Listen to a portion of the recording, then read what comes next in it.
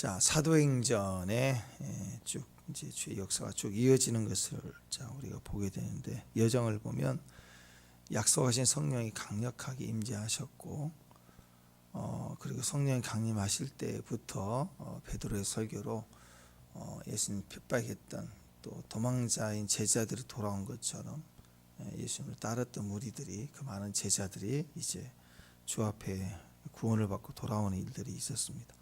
그러면서 서서히 이제 핍박이 시작이 됐죠. 사도들을 가두고 때리고, 또 부활을 전하지 말라, 그 이름을 절하지 말라라고 이렇게 막는데, 막을수록 더 복음이 더 담대하게 선포되고, 제자들은 더 이상 도망가지 않죠. 성령을 의지하여 담대히 복음을 증거하게 됐습니다. 그런 배경하에 세계의 최고의 위기가 왔죠. 바로 교회 안에 분열이 생겼어요. 억울하다. 억울하다. 그럴 때 그것을 시스템으로, 방법으로 푸는 게 아니고 말씀과 기도의 전무함으로 풀겠다.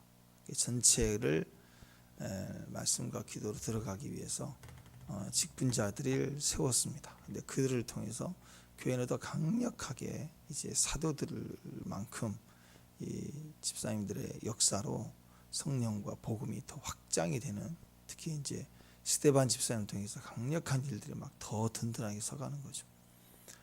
그러면서 처음 순교가 일어나죠. 스데반 선교사님이, 집사님이 죽으면서 마지막 선교를 하죠. 선교사로 복음을, 사도 바울을 등장시킵니다. 그리고 사명이 이루어지고, 그때 본격적으로 이제 첫 번째 순교자가 나온 이후로 죽음을 위협하는 사울의 등장으로 인해서 교회는 거침없이 핍박을 당하고 이제 흩어지게 됩니다. 그때 제일 먼저 빌립이 도망갔는데, 누구도 거기는 도망갈 때가 아니라고 생각하는 사마리아로 갔다가 거기서 정신 차리고 나서 복음을 증거했더니 대부흥이 터져버리죠. 그 얘기를 듣고 이건 세상에 깜짝 놀랄 일이죠. 왜냐하면 거기는 아무도 구원을 받을 수 없다라고 생각하는 곳이. 그랬는데 거기에 부흥이 터졌습니다. 그리고 나서 과연 그런가, 거기에 진짜 그런 일이 있느냐 너무너무 궁금하고, 그리고 그게 있을 수 없는 일이다, 그렇게 생각을 하고는 베드로와 요한이 파송을 받아서 확인하러 갔더니, 세상에 권능과 기적이 아니라 말씀만 전했는데, 예수만 전했는데 뒤집어진 거예요. 도시가 바뀐 거예요. 그래서 가자마자 성령을 받아야 된다. 그래서 성령이 역사하자마자 또 폭발적인 일이 이루어지는 이제 그런 시점입니다. 그런 배경에서 이제 빌립 집사는 갑자기 광야로 보내지게 되고, 광야에서 이디오피아 내시를 만나는 그 역사 가운데 이디오피아의 아프리카 선교사에게 대부흥의 이제 효시가 되기 시작하죠. 그런 배경을 통해서 이제 오늘 8장 9장 이렇게 넘어가는데요. 이게 지금 성령을 받았던 사람들을 통해서 계속적으로 거칠게 방해하고 핍박하고 순교당하지만 오히려 복음은 점점 확대되어져 가는 그런 스토리를 가지고 있습니다. 자, 그런데 그 다음에 이제 예루살렘으로 다시 돌아오는 베드로가 지금 돌아오는 과정에 지금 쭉 일어나는 이야기들입니다. 이렇게 정리를 해보면, 첫 번째 사건은 빌립이 이디오피아 내시에게 세례를 주고 또 전도하고 기도해 주는 그 장면이 있었고, 두 번째는 그 돌아오는 과정에서 베드로가 돌아오는 그 과정이 에피소드예요. 갔다가 돌아오는 과정에서 빌립의 이런 이디오피아 내시를 전도하고 온 사건이 벌어졌고, 그 다음에 두 번째는 사울이 갑자기 바뀐 거예요. 이 핍박자 사울이 다메섹 도상에서 뒤집어지고 전도자가 되고 복음을 증거하는 그런 일들이 시작이 된 거예요. 그리고 세 번째가 오늘 사건입니다. 베드로가 돌아오는 이 내용에서 일어난 사건. 근데 오늘 이제 빌립 사건이나 또 이 사울이 변화되는 사도 바울이 되는 이 변화된 사건이나, 오늘 돌아오는 이 두 여자의 고침받는 이 사건, 그 결과가 다 동일하죠. 100%다 이방인을 위한 사역입니다. 복음이 드디어 사마리아 지역에, 사마리아죠. 어떻게 거기 이방보다도 더 계취급했던 곳이죠. 그런 곳에 부흥이 터졌고, 또 이디아피오 네시를 만나가지고 복음이 증거되는 일들, 그 다음에 오늘 돌아오면서 베드로를 통해서 두 여인들이 구원을 받는데, 그 사건을, 한 사람은 중풍병자, 또 한 사람은 죽었는데 그 결과가 뭐냐면 주변의 사람들이 다 믿게 됐어요. 이 주변 사람들이 다 이방인 사람들이 대부분이 구원을 받게 되는 그런 일들이 벌어진 것입니다. 이제까지의 복음은 베드로도 그랬고, 이 사건이 이스라엘에게만, 유대인들에게만 구원이 있는 걸로 다 믿었어요. 베드로도 그랬고. 그래서 오늘 이 사건으로 지금 내일 있을 사건은 본격적으로 이제 고넬료 집안에서 베드로를 초청해서 그 집안이 구원받는 사건을 하나님이 베드로를 통해서 다시 예루살렘에 가서 증거하게 함으로 인해서 사도 바울이 이방인 선교, 복음이 우주적 복음이다, 모든 자를 위한 복음이라는 것을 확증하게 되는, 왜냐하면 베드로가 그것을 경험했기 때문에 주의 말씀을 분명히 듣고 가서 성령을 받고 하는 것들을 쭉 결정적으로 이번에 베드로를 통해서 그 결과를 보고와서 보고하게 하는 그런 사건이 터짐으로 우주적 복음이라는 것이 확인이 되고, 이방인에게 하나님이 계획하신 이 복음의 역사를 다 확증받고 또 알게 되는 계기가 된 사건입니다. 그러니까 이번에 이 빌립 집사를 통해서 터진 부흥은 단순한 부흥이 아니라 사도들과 온 유대인들 그리스도인을 뒤집어 놓는 사건이죠. 갔다 오는 과정이 일어난 이 에피소드는 전부가 다 이방인의 구원과 연결되어 있다라는 것입니다. 그 당시에 어떤 사람도 이방인들이 구원을 받는다라고 하는 것은 생각해 본 적이 없었던 거죠. 이것은 이사야 43장에 나와 있는 새 일을 내가 행하리니 곧 이제 나타날 것이다. 그때 무슨 말을 했습니까? 갑자기 광야에 길이 생긴다, 사막에 강이 생긴다 그랬거든요. 이런 일이 있을 수 없는 일, 어떻게 사막에 강이 흘러요? 또 광야길에 어떻게 광야길을 내겠어요, 누가? 근데 실제로 1년에 한두 번씩 대폭우, 우기 때 하늘에서 대폭우가 쏟아지면요, 엄청나게 쏟아집니다. 그래가지고 강이 갑자기 생겨요. 그러니까 사막에 물이 빠지기도 전에 쏟아지는 물이 많으니까 강이 생겨버리는 거예요, 우기 때. 그리고 그 강물줄기로 인해서 이전의 지형이, 광야의 지형이 바뀌면서 새로운 흐름에 이 강이 흘러가면서 이게 그대로 물이 빠져버리니까 길이 돼버리는 거예요. 그래서 왕의 길이다, 왕의 길이라는. 그래서 그 길을 따라서 옛날 고대 사람들은 무역을 했습니다. 무역할 때 거기 닦여진 길을 따라 올라갔어요. 그런데 원래는 물이 흘러다 강이 생기다 쑥 빠져버리니까 이전의 길은 덮어버리고, 물론 골짜기 흐름으로 물이 흐르니까 그 옆길 바로 옆에 이렇게 새롭게 비슷비슷하겠지만 그래도 새 길이 생기는 거예요. 새로 도로를 다 닦아놓은 것처럼 새 길이 생기고 사막에 강이 생기는 일을 새 일이라고 했습니다. 새로운 일이 갑자기 하늘로부터 시작이 된다.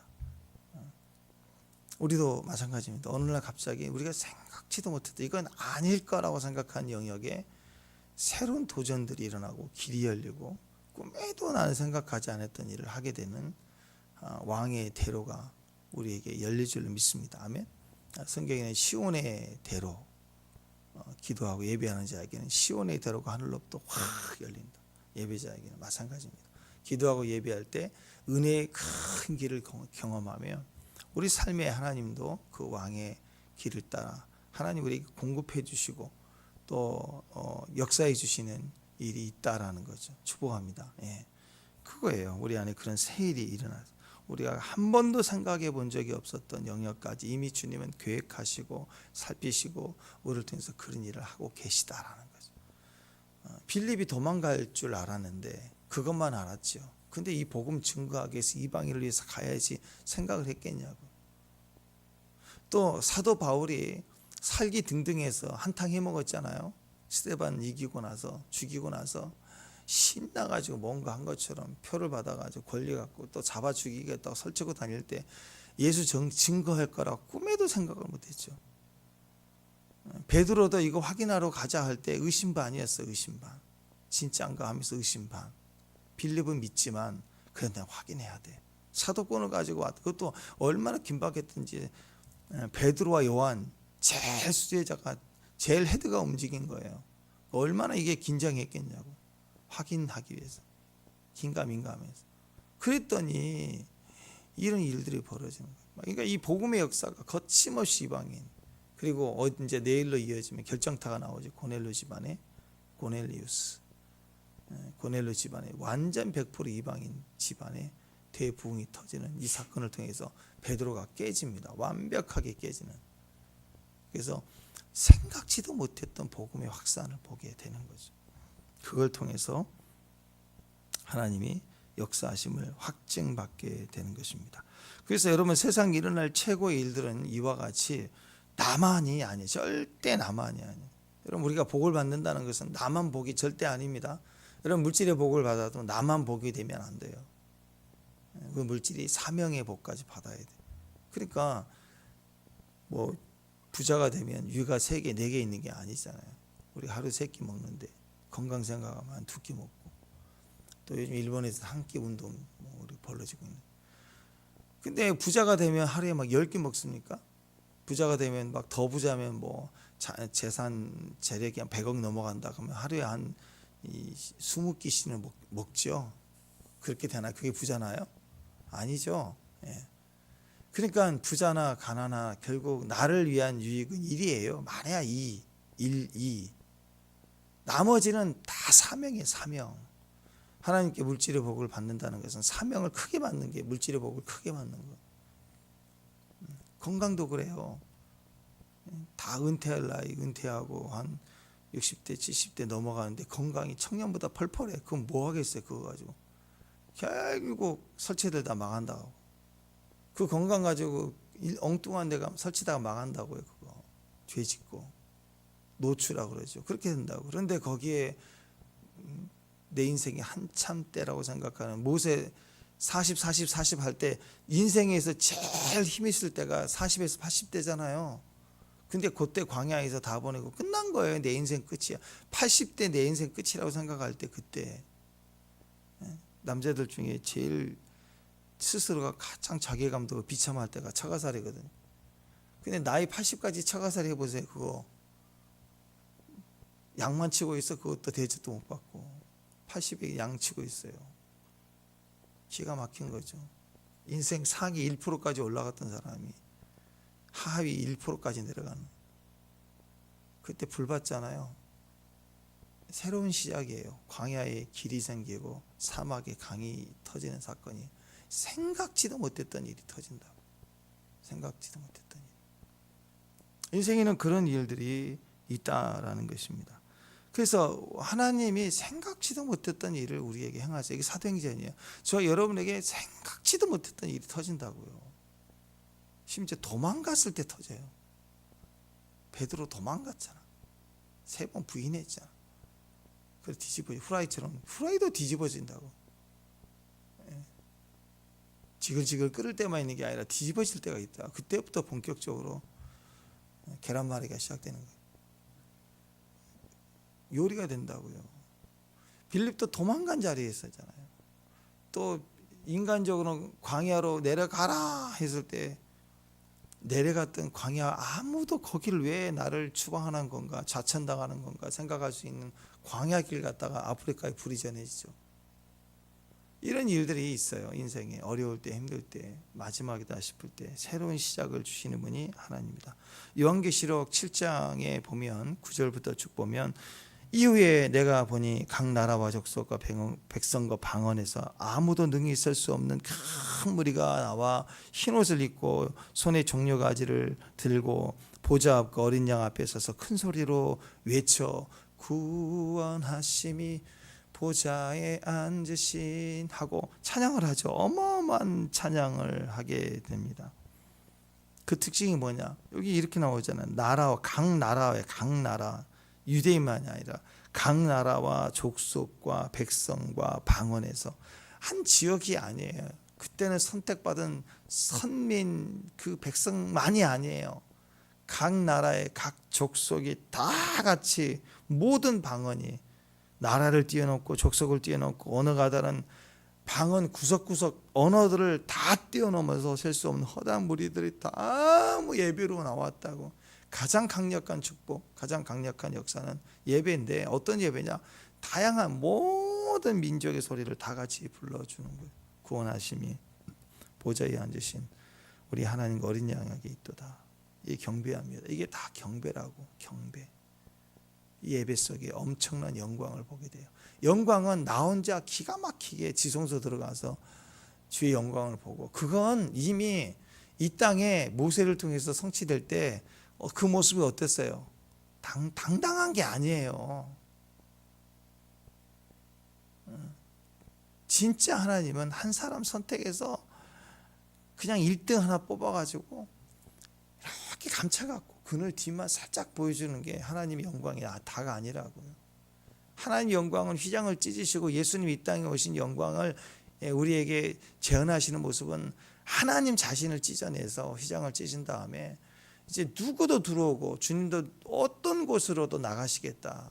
그래서 교회를 탄생한 그 교회의 모습은 맨날 여기 안에서 우리끼리 무슨 바자회나 하고 있고, 그게 아니라 터트리는 거예요. 교회를 찢어내서 터트리고 교회를 깨트리겠다는 게 아니라 교회는 도망가도 붕이거든요.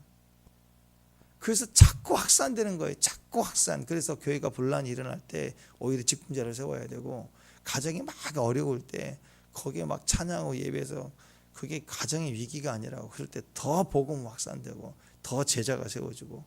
그래서 막 제일 먼저 핍박하는 사도 바울 같이 핍박한다 그러면 제일 1등 사도가 될 거예요. 제일 가정에 문제 있는 자녀. 선교사, 너는 선교사야. 선교사로 어느 날 복음에 불 받고 뒤집어질 거라고.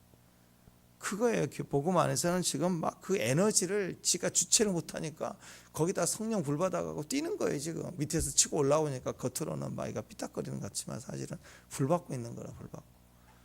그래서 막 어느 날 갑자기 선교지 보내고 뛰고 막 그럴 거라고.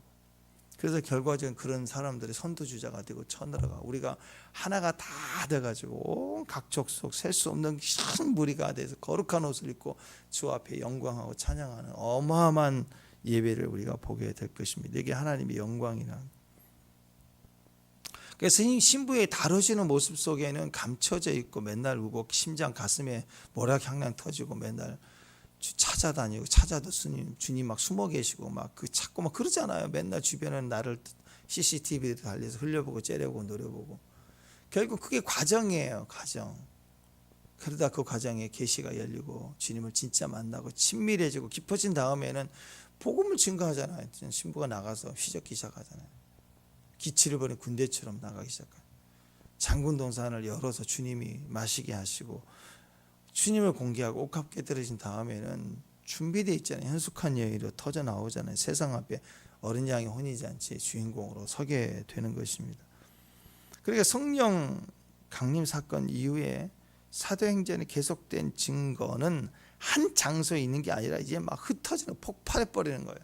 막 뻗어나가는 거예요. 그때는 막 그렇잖아요. 비만 한번 오고 나면, 우기 때 비 한 2, 3일 오고 나면요, 잡초가 이렇게 커요. 야, 이거 좀 잘라야 되는데 비 그치면 해야지 했던 게 이렇게 커버린다고. 잡초가 막 퍼져나가는, 거침없이 퍼져나가는 걸 봐요. 가장 강력한 다양성입니다. 청년만 있는 게 아니에요. 장년도 있어요. 남자만 있는 게 아니라 여자도 있어요. 한국 사람만 있는 게 아니라 영광, 모든 나라의 족속들이. 그래서 막 모이게 하는 거예요. 막 모이게 하는 거예요. 다 같이 예배하는 그런 일들이 있다라는. 자, 첫 번째 내용이 애니아라는 사람이 병이 낫게 된 이야기입니다. 야, 병 나았다, 신기하다. 그게 아니라 이 사건의 흐름이 어떤 것인가를 보라라는 거죠. 뭐 다른 의미가 다 여러 가지 메시지가 있겠지만 저는 이 부분을 좀 오늘 하나님 우리에게 주시는 부분이 아닌가 싶습니다. 32절에 보면 루따라는 지역이 나오지. 루따. 그 사마리아 해변 쪽에 있는 도시인데요. 베드로가 루따의 성도들에게 내려갔다 그랬습니다. 루따에 있는 성도에게 내려갔다. 그러니까 베드로가 내려간 거예요. 자, 요즘 말로 얘기하면 이걸 신방이라고 합니다. 신방. 목회적 차원에서 방문하는 걸 얘기해요. 그냥 여행이 아니라 목회적 차원에서. 그냥 복음을, 빌립이 사마리아에 신방 간 거 아니죠. 그냥 도망간 거예요. 그래서 복음을 증거했고 그 다음에 거기에 부흥이 터졌고. 근데 이 부분은 좀 달라요. 루다에 있는 사는 성도들에게 내려갔대요. 자기 아는 성도가 있어요. 성도에게 내려간 거예요. 목회 차원에서 방문하는 걸, 이게 신방이라고 얘기하죠. 성경이 처음 나오는 신방의 모습이에요. 성도들을 돌보기 위해서 자기 양들을 방문하는 거죠. 신방 예배는 굉장히 초대교회에 큰 의미가 있습니다. 핍박과 어려움 속에 있었을 때 성도 위로는 신방을 통해서 굉장히 큰 은혜와 기적이 있었습니다. 우리나라 기독교 역사를 볼 때도요, 독특합니다. 다른 나라의 복음의 역사보다 더 큰 의미 중에 하나가 신방입니다. 우리나라의 그 교회 제도 가운데 신방 전도사님 뭐 이를 특별히 따로 뽑았어요. 믿을 만한 사람, 위로가 되고. 그때 들어보면 뭐 구두 뭐 신발 다 없어도 물 마시면서 배고프니까 물 마시면서 신방하고, 눈길에서 차도 안 올 때 걸어가고. 이게 다 왜 그러냐? 신방 간 거예요. 신방 가서 위로해주고 같이 기도해주고. 이 신방 예배를 통해서 진짜 그 간증들이 대단히 많습니다. 기적들이 많이 일어났어요. 저는 우리 교회들이, 대한민국 우리 교회가 요즘 가장 많이 잃어버리고 있는 것 중에 하나가 이거라고 생각합니다. 주일 예배도, 저녁 예배도 많이 잃어버렸고, 또 뭐 철야 예배, 진짜 철야까지 하는 때가 몇 없죠. 또 새벽 기도회 뭐 많이 잃어버렸습니다. 그 중에 하나 안타까운 게 봄, 가을 딱 되면, 봄 딱 시작하면 춘계, 추계, 대신방 스케줄 잡아가지고 막 정신 없거든요. 그때 하루에 막 6집씩 막 다니고 막 그랬던 기억이 있는데, 보니까 그 신방, 대신방 예배를 통해서 교회와 가정은 굉장히 큰 힘을 얻었어요. 축복을 얻었습니다. 단단 하다못해 청소가 돼요. 신방 예배 한다면 권사님들 다 모이니까 다 청소하고 음식하고 막 부침개하고 막 다. 그래서 뭐 에피소드 많잖아요. 목사님이 또 우연히 갔더니 부침개 너무 맛있어가지고 좋다 그래서 그 다음 주부터 계속 부침개 나와가지고 정말 힘들다, 신방대원들이 다 힘들다, 막 그런 얘기도 있고. 어쨌든 그 신방을 통해서 가정이 새로워지고 같이 울고 웃고 그 안에서 잔치가 벌어지는. 그런데 그때 많은 은혜들이 있었다라는 것입니다. 성도들을 돌아보고, 가난한 자를 돌아보고, 병자들을 확인하고, 외로운 자들을 돌보고 기도하는 의미가 있다라는 거죠. 모든 성도들이 함께 가서 축복해 주는. 그래서 신방이다, 신방 예배다, 그건 한마디로 찾아가는 겁니다. 직접 가서 만나는 것뿐만 아니라, 또 사도 바울 같은 경우 나중에 감옥에 갇혀서 갈 수가 없었잖아요. 그럴 때 편지를 썼습니다. 옥중서신이라고 그러죠. 그게 신방입니다. 편지 신방, 편지를 보내는 거. 이걸 통해서라도 갔다라는 거죠. 그래서 위로가 됐다. 나중에는 성경이 그대로 되잖아요. 자, 그러니까 의미가 그런 거지. 요즘식으로 좀 표현해 본다면 신방은 목회적 차원에서 가성들을 위로하고 만나는 건데, 영적으로 좀 해석해 본다면 기름병을 들고 가서 찾아가서, 기름병을 들고 찾아가서 부어준다, 축복한다, 블레싱이다, 그런 의미가 신방의 뜻이다, 이렇게 볼 수가 있습니다. 이것을 이제 확대해서 보면 이건 날마다, 춘계 추계가 아니라 날마다 영적 접촉이 필요하다. 그래서 예배를 모이고 한 장소에서 우리가 예배로 지역교회에서 모이지만 동시에 뜻을 정하는 구별된 시간들을 가지고 우리가 서로 돌보며 가서 기름을 부어주는 그런 의미가 신방 예배다라고 생각합니다. 자, 그래서 이 루다라는 지역에 베드로가 신방을 간 거예요. 갔는데 거기서 병자를 만난 거예요. 그러니까 베드로가, 야, 나는 병을 고치는 은사가 있으니까 아픈 자 누구냐 했더니 그때 딱 생각하는 모습이 루다에 가자. 왜? 거기에는 아픈 자가 있다고 하더라. 이렇게 이제 생각으로 아픈 사람을 고치기 위해서 간 게 아니라 그냥 신방 간 거예요. 성도를 만나러 간 거예요. 갔는데 거기에 아픈 사람이 있는 거예요. 아픈 사람 만난 거죠. 거기서 이제 고친 거죠. 신방 갔다가 그 지역에 신방 간 곳에 문제가 있었어요. 문제가 뭐냐? 병이 든 사람이 있었다. 그래서 고침받고, 또 갔더니 귀신 들린 자가 있었다. 그럼 귀신 쫓아내는 거고. 그래서 가정과 사업에 관한 문제를 만나면 같이 위로하고 같이 기도해서 영적으로 풀어내니까 문제가 풀리고 축복으로 바뀐다라는 의미죠. 그런 예가 상당히 많습니다. 그래서 그 신방을 가서 같이 기도하고 오면 막 식당 하신 분들도 그거 그냥 신방 한 건데 어려운 중에 위로하고 신방하고 갔는데 그 식당 운영하는데 어려운 일들이 갑자기 그날 막 풀리게 되고 이런 간증들이 진짜 많아요. 하고 나면. 그래서 이렇게 하나님이 갑자기 풀어주시는 현장이 신방 가운데 있더라 이거죠. 그래서 자꾸 만나야 됩니다. 만나야 돼요. 우리가 밖에 나가서 믿지 않는 자들에게 복음도 증거하지만 믿는 자들을 굳건히 해야 됩니다. 그걸 안 하니까 이단들이 제일 잘하는 게 신방이에요.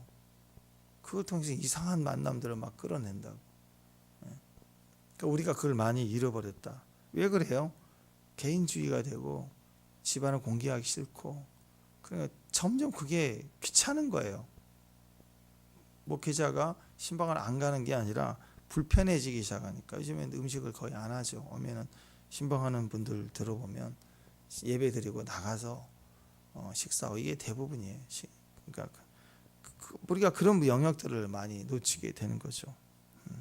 그래서 오늘 이제 기준을 보면 이렇게 신방을 했는데 그때 문제를 위해서 기도하고 또 그게 영적인 문제면 치료가 일어나고 회복이 되었다라는 거죠.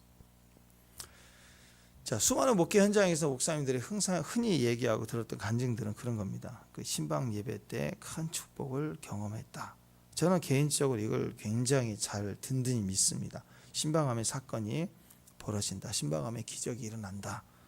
신방하면 풀린다. 변화가 된다. 그래서 성경에도 지금 오늘 사건도 그렇지만 신방의 능력은 참 크다. 어마어마하다. 이걸 알 수가 있습니다. 오늘 베드로 사도가 루다에 갔는데 거기서 애니야라는 사람을 만나. 33절 한번 보세요. 33절. 자, 읽습니다. 시작. 거기에 애니야라는 사람을 만나매 그는 중풍병으로 침상 위에 누운 지 8해라. 그랬습니다. 애니야는 지금 중풍병으로 침상에 누워 있는 지가 벌써 8년째예요. 움직이지 못하죠. 온 몸이 마비가 됐어요. 그러니까 본인도 힘들지만 가족들도 힘들죠. 요즘에야 치료 방법도 있고 수술도 있고 또 재활 프로그램도 잘 돼 있고 또 이렇게 혜택도 좀 있고 지원도 해주고 해서 나름대로 조금 이렇게 지원을 받는 시대가 됐지만 그래도 힘든 게 이게 중풍이거든요. 그래도 힘들어요. 가족도 힘들고 다 힘들다고. 근데 옛날 시대인이 얼마나 힘들었겠어요. 치료 방법도 뭣도 없이 꼼짝없이 있어야 되니까. 자, 우리 주변에 우리가 이런 분들 보게 되잖아요. 어렵다는 걸 알아야 돼요. 그러니까 신방의 의미가 여기 필요해요. 우리는 그런 분들, 우리 주변의 가족들, 교회 안에서 그럴 때 우리 가만히 있지 마라. 보고만 있지 마라. 어떻게 해야 돼? 찾아가라. 한 발자국이라 나아가는 게 찾아가는 거야. 격려해주고 기도해주고 다 같이 기도해주고 축복해주고 도와줘야 됩니다. 이게 축복이 되는 거야. 찾아가라. 기름을 부어라. 안타까워만 하지 말고 찾아가라. 손 한번 만져줘라. 필요한 거 갖다 줘라. 이게 기름 부음이라고. 자꾸 친구가 돼야 돼요. 지금 예수님 시대를 보세요. 예수님 시대에 예수님에게 전부가 있었지. 예수님 이 땅에 찾아오셨죠. 오셨지만 잃은 양을 찾아온, 신방을 오신 게 아니라 잃은 양을 찾으러 왔다고. 죄인들을 위해서. 그러니까 예수님을 주변이 예수님 지나가시만 가시기만 하면 바디메오, 또 수르보니게 여인, 12해 동안 앓았던 혈루증 여인 다 뭐예요? 예수님 오시니까 막 붙잡아요. 쫙 붙잡았다고. 그런데 사도행전의 성도들의 삶과 사역을 보고 사도들이 찾아갔어요. 만나주는 거예요. 이제는 성령 시대는 우리가 은혜를 가지고 만나야 돼요. 성령 받고 은혜 받고 구원 받았습니까? 이제는 성령 받아야 돼요. 성령 받고 나서 우리가 찾아가는 사람이 돼요. 찾아가는 사람. 지나가면서도 찾아가. 여러분 한번 생각해 보세요. 여러분이 이렇게 무슨 사업을 하고 있다, 또는 음식점을 좀 한다, 뭐 그럴 때 다 손님들이 왔다 갔다 하잖아요. 서비스 해야 되잖아요, 직업적으로. 근데 집사님 찾아왔어요, 지나가다. 어떻게 왔어요? 그냥 보고 싶어서. 그러면 그 잠깐 일하면서도 다 동네 지나가는데 들려서 말 한마디라도 차 한잔 하고 가면 얼마나 위로를 받아요. 또 영적 교제를 잠깐 나누고. 그 현장이 막 말 못하는 그 긴장들이 있거든요, 서비스 때문에. 그럴 때 풀어주고 하나가 되고, 집 잠깐 여러분 집 찾아두고 있냐고, 있다고 그러면 얼른 집에 찾아가서 차 한잔 하고 오고. 이런 게 신방이에요. 자꾸 움직이는 거예요. 움직이는 거. 여러분 주님 아니시잖아요. 우리가 주님 아니잖아요. 그렇게 찾아올 생각하지 말고 올 것만 기다리지 말고 가야 돼요. 우리는 사도들이에요. 집사님들이에요. 움직여야 되는 거. 찾아야 가야 돼요. 그게 제자의 부르심입니다. 저는 이럴 때 이게 서로를 돌아보고 나눌 때 이게 기적이 일어난다고 생각합니다. 그래서 초대교회 때 처음 분쟁이 뭐였어요? 그냥 과부들을 차별하다니. 헬라파 과부들 뒤집어졌잖아. 차별하다, 억울하다. 신방 없어서 그런다고. 신방을 해야 돼요. 자꾸 만나고 서로 만나면 그거 아니야, 뭐 이런 거야 하면서 막 이렇게 풀어주고 이렇게 하면서 이게 섞이는 거예요. 서로가 풀린다고요. 신방하면 기적이 일어납니다. 신방 위에 이상하게 어떤 묶임이 끊어져요. 풀어진다고요. 신방 후에 결혼 문제가 풀리고 진로 문제가 풀리고, 특히 가정이 잉태치 못했던 그런 가정의 아이들 때문에 기도했는 가정이 막 쌍둥이 생기고 축복합니다. 신방이 그런 일들이 있다라고요. 풀리는 거예요. 풀려요. 그게 축복이라고요. 실제로 영적인 권세가 끊어지고 풀리는 일들, 영적인 도전들이 있거든요. 이사가고 이럴 때, 새로운 개업하고 이럴 때, 그런 것들이 영적으로 끊어내야 될 필요성이 있더라는 거예요. 야고보서 5장에 보면은요, 야고보서 5장 13절 이유를 조금 한번 들어보세요. 여러분들은 아시는 말씀이지만 어떤 뉘앙스인가 한번 들어보세요. 너희 중에 당한 자가 있느냐? 그는 기도할 것이요. 즐거워하는 자가 있느냐? 그는 찬송할지니라. 너희 중에 병든 자가 있느냐? 그는 교회 장로들을 청하여 그들은 주의 이름으로 기름을 바르며 그를 위하여 기도할지니라. 믿음의 기도는 병든 자를 구원하리라. 주께서 그를 일으키시리라. 혹시 죄를 범하였을지라도 사하심을 얻으리라. 그러므로 너희 죄를 서로 고백하며 병 낫기를 위하여 서로 기도하라. 의인의 간구는 역사하는 힘이 큼이라. 이 배경이 뭘까요? 교회인데 교회 성도들이 맨날 와서 병 낫기를 서로 죄를 고백하고, 이거 그냥 어렵거든요. 그래서 큐티가 참 은혜로워요. 그래서 큐티 시간을 나누고 같이 울고. 왜? 내 영적 스토리 라인이 그 비슷하거든요. 우리 그런 시간이 다 있거든요. 위로받고 기도하고.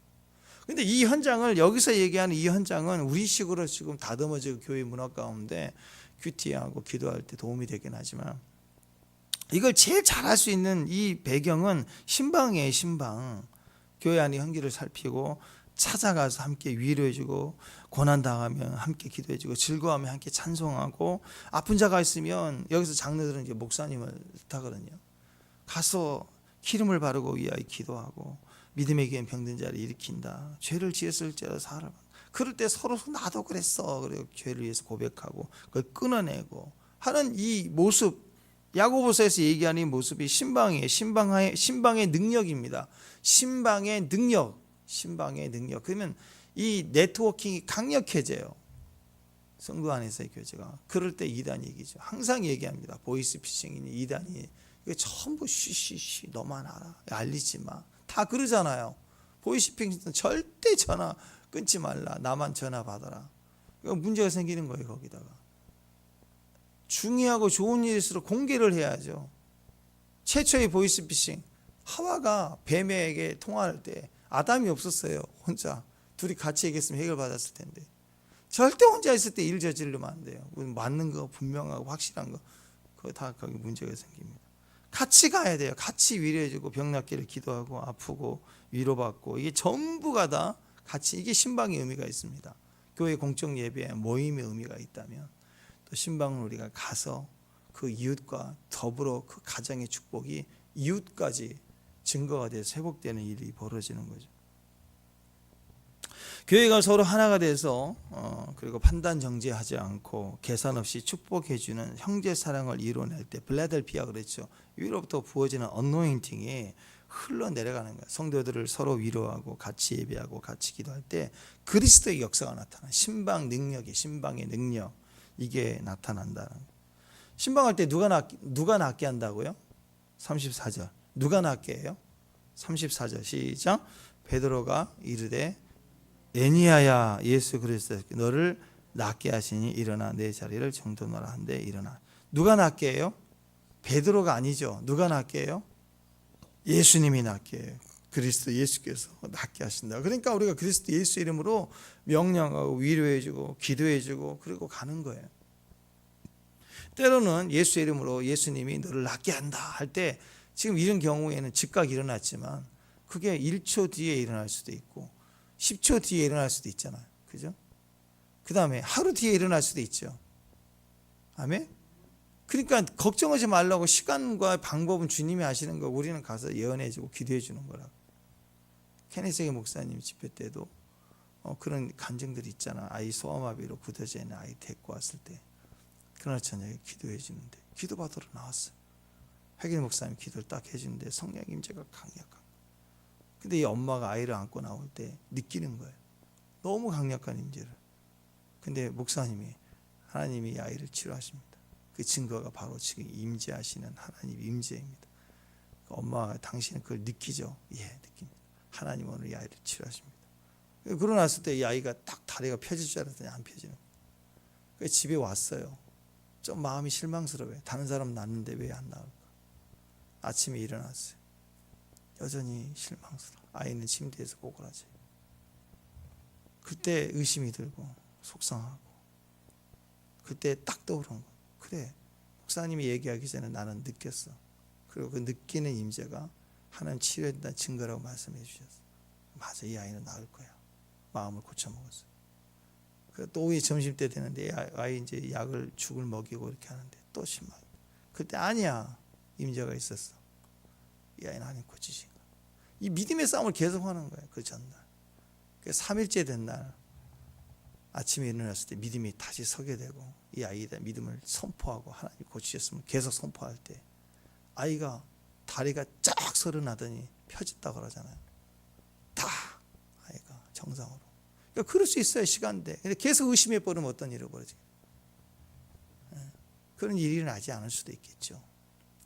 우리 안에 필요한 건 믿음은 끝까지예요. 한번 믿음은 끝까지 그 믿음을 계속 지속적으로 내면의 의심과 싸워야 돼요. 근데 저는 이렇게 혼자 싸우는 것보다요, 옆에서 믿음의 경험이 있는 분들이 확인하고 또 기도해주고 같이 할 수 있는 이 찾아감이 너무나 크다고 생각합니다. 성도 위로는 말만이 아닙니다. 찾아가야 돼요. 진짜 성도는 찾아가야 돼요. 우리 주변에 이런 애니아를 보면 마음이 아프죠. 눈물도 나고 마음도 아프고. 그런데 그것으로만 끝일 때가 있습니다. 이제는 한 몸으로 성도로서 한 지체로서 눈물만 흘리고 끝내지 말고 신방에서 찾아가서 과일 하나라도 또는 서로 얹고 안아주며 기도하며 일어나 네 자리를 정돈하라. 그렇게 기도해 주는 데까지 가라. 이거. 울고만 있지 말고 안타까워 어떻게 그러고만 있지 말고 가라. 가는 데까지 가라. 기도해 주는 데까지 가라. 우리가 기도해 주는 데까지 가야만, 잘 들었어요. 우리가 울고만 있지 말고 기도해 주는 데까지 가야만 예수님께서도 치료해 주는 데까지 가세요. 치료 기도를 해줘야 치료해 주시는 분이 역사하죠. 베드로가 거기 가가지고 보고만 왔다. 안 일어나요, 치료가. 치료해 주는 데까지 간 거예요. 치유 기도한 데까지 가니까 치유가 일어난 거예요. 이 말을 하기 전까지는 안 일어났어요. 갔다 오는 것만 해도 치유가 일어난다. 아니요, 그런 예가 드물어요. 우리가 슬퍼하고 있으면 예수님께서도 위로해 주는 데까지만 하신다고. 우리가 기도해 주고 슬퍼하는 자리를 일어서서 한 단계 손을 얹고 기도해 주고 악한 영이 보이면 쫓아내는 기도를 하고 명령을 해줘야 예수님께도 치료해 주고 캐스팅 아웃, 쫓아내버리는 일이 주의 권능으로 나타난다고요. 로마서 10장 14절에도 그들이 믿지 아니한 자를 어찌 부르리요, 듣지 못한 일을 어찌 믿으리요, 전파하는 자가 없이 들으리요. 전파해주고 말해주고 듣게 해주고 기도해줘야 돼요. 야고보서 4장 2절 너희는 욕심을 위해도 얻지 못하고 살인하며 시기하여도 능히 취하지 못하고 다투고 싸우는도다. 이건 감정에 쌓여 있다는 거죠. 이 말은 뭐예요? 성도를 볼 때 안타까워만 하는 거 어떡해 이러고만 있는 거예요. 그럼 뭐라고 얘기하느냐? 너희가 얻지 못하면 구하지 아니하며 정확하게 하지 않는 거예요. 얼마 전에 동영상 가운데 저 동남아 어느 지역 같은데 저 버스 기다리다가 어떤 남자가 배낭을 메고 이렇게 있다가 이 가로 등이 하나 있는데 거기를 이렇게 하다 딱 대는데 감전이 돼가지고 막 이렇게 있는 거예요. 사람들이 어떻게 돕지는 못해. 만지면 감전되니까 후진국이니까 뭐 전기가 통이나 봐. 그랬더니 다들 어떻게 하냐면 거기에 같이 기다리는 여자 하나가 둘이만 보니까 나무떼기 하나 있네. 나무떼기 갖고 와서 손을 갖다 내려 쳐버리니까 쓰러지는 거예요. 그래서 병원에 빨리 구성했는데 거기 남자들은 다 사진만 찍고 핸드폰 사진만 찍고 있고 안타까워서 어떻게 돕지를 못하는 거예요. 그 안타까우면 그 사람 죽어야 계속 빨리 뭐라도 집어 던져가 팔을 갖다가 이게 댔고 있으니까 거기를 내리쳐가지고 그냥 뭐 검도를 배웠는지 모르지만 남편 생각하고 화가 나서 때렸는지 모르지만 어쨌든 팔을 끊어내니까 살아요. 병원 실려가서 산다고. 뭐라도 해야죠. 뭐라도. 가만히만 있지 말라고. 우리가 기도해 주지 않고 찾아가지 않고 마음만 안타까워하면 그 마음만 안타까워해 주는 만큼 위로만 있어요. 주님 마음의 위로. 근데 찾아가서 손을 얹고 기도해 주고 주께 돌아오도록 명령해야 돼요. 오늘 35절 보세요. 35절. 룻다와 사론에 사는 사람들이 다 그를 보고 주께로 돌아왔다. 그것이 전체의 축복이 신방의 위로예요. 신방하면 전체가 살아난다고. 전체가 강력해지는 거예요. 강력해지는. 신방하면 주변이 다 주께로 돌아오는.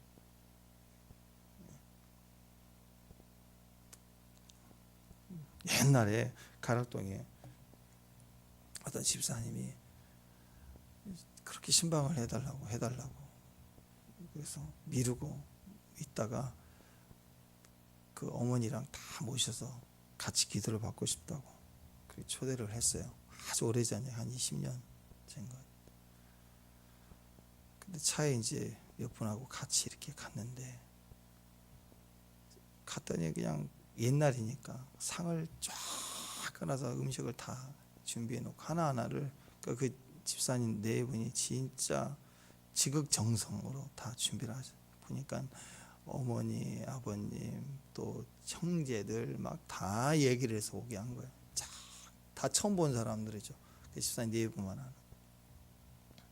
그래서 이제 갔더니 처음에는 하도 그 얘기를 많이 들었는데 그때는 제가 또 20년 전에 얼마나 또 젊었겠어요. 흰머리 하나도 없고 살도 별로 안 쪘을 텐데. 그래서 봤을 때 젊은 사람이네. 어머니 반응이 이랬어요.